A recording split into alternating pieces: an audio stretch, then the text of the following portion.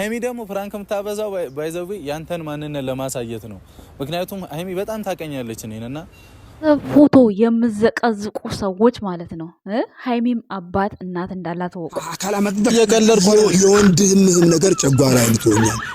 ይገባሃል? ተጋቡ፣ ፍቅርህን ግለጽ ምናምን። ይኸው ለወንዱ ልጅ እንኳን ተከልክሏል። ሰምታችኋል።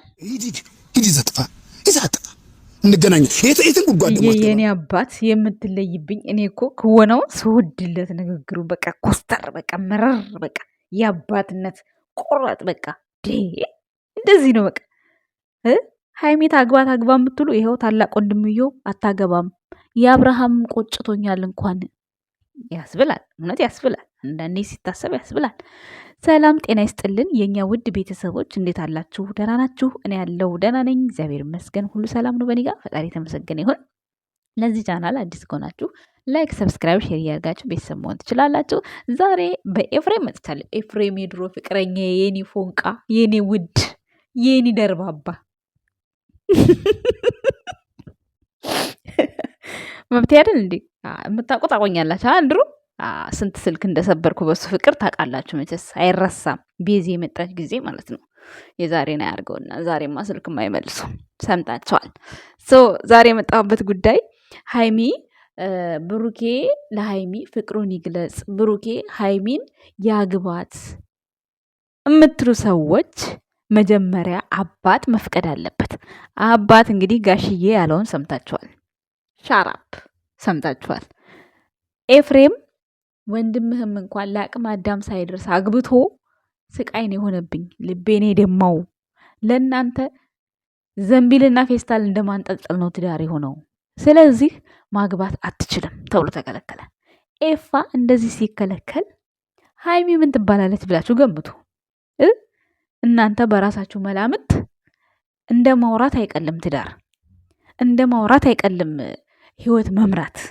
ማውራት ቀላል ነው፣ መተግበር ግን ከባድ ነው።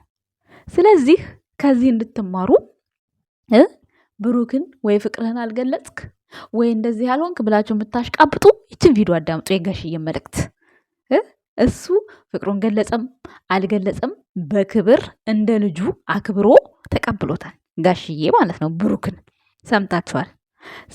ኤፍሬም እንደዚህ አይነት መልእክት እየተመለሰለት ሃይሚ ሽማግሌ ቢላክላት ምን አይነት መልስ እንደሚጠብቃት ማሰብ አያቅታችሁም። ስለዚህ ብሩክ ትክክል ነው። የዓለማየሁ ልጅ ትክክል ነው። ጉዞ ትክክል ነው። እርምጃው ትክክል ነው። ደግሞ ማለት ነው አይታችሁታል። ጣቱ እኮ 6 ነው አላችሁ እናንተ። ጉድ እኮ ነው ፈጣሪ ወይ።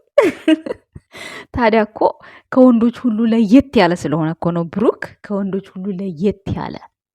ለየት ስላለ ለየት ያለ ነገር ፈጣሪ ጨመረለት። ምን ችግር አለው? መቼስ ይሄ ፈጣሪ ስራ ነው፣ የሰው ስራ አይደለም አይደል? ሂውማን ሄር ወይም ደግሞ አርቲፊሻል አይደለም አይደል? እንግዲህ ጣትን ገላን የሚሰጠው እግዚአብሔር ነው አይደል እንዴ?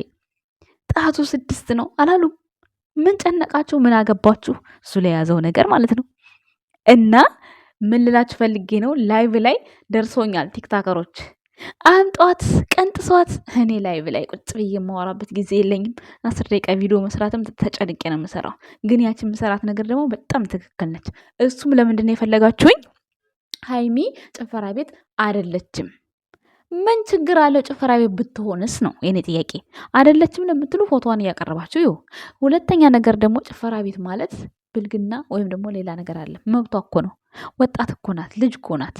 ምን መብቷ አይደል እንዴ? የያዘችው ስራ ራሱ ያስገድዳታል እንደዚህ አይነት ለማድረግ። ሁል ጊዜ ወደ ኋላ ቀር እንድትሆን አታድርጉ። አስተሳሰባችሁን ቀይሩ።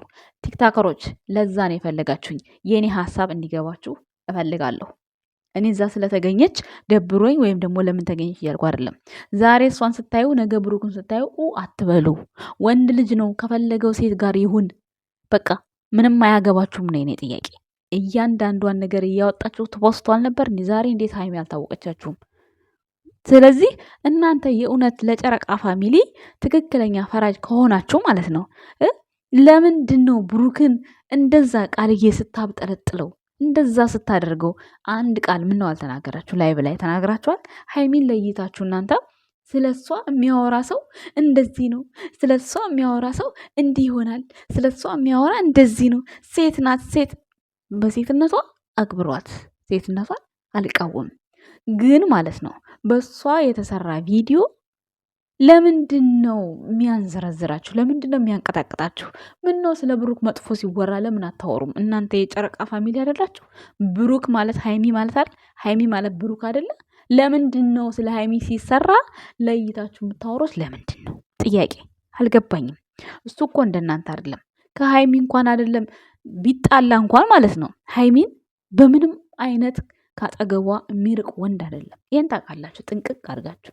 ሲቀጥል ሀይሚም ሆነች ብሩኬም ሆኑ ፕራንክ የሚያደርጉት እርስ በራሳቸው ባህሪያቸውን የሚናበቡበት ነገር ነው። ዛሬ እኮ አይደለም የጀመሩት ቆይተዋል። ስለዚህ ሀረካታቸውን እያያችሁ ስራ ነው ስራ ነው። እኛ የምንናገረው ስራ አይደለ? እኛ የምንናገረው እኮ እናንተን እያስረዳናችሁ ነው። ቢያንስ ለምትሳደቡ ሰዎች ልቦና እንዲኖራችሁ ነው። እንዲህ ቢሆን እንደዚህ ነው ሀሳብ እንዲገለጽላችሁ ነው እኛ የምንሰራው። እኛም እኮ እዚህ ጋር ስራ ነው እና ታዲያ በቀን 2 3 የምመጣው ካሜራ ላይ የምሰገጠው ስራ ጥቼ መሰለሽ? እንዲ ምግብ የምበላበትን እኮ አጣብቤ እኮ ነው እዚህ የምመጣው። እንቅልፍ የምተኛበትን ጊዜን አጣብቤ እኮ ነው የምተኛው። ደግሞ አፍሸተተ ያልሽኝ አቀፍሽኝ እንዴ? አቀፍሽኝ? የድንግል ማርያም ልጅ ትባያለሽ ስምሽ ደግሞ ማለት ነው። በስማም አንቺ አሁን በእሷ ስም ትጠሪያለሽ? ድንግል ማርያም እናቴ ይቅር በይ። በእሷ ስም ትጠሪያለሽ? የኔም ፎቶ ዘቅዝቀሽ የድንግል ማርያም ልጅ ይላል።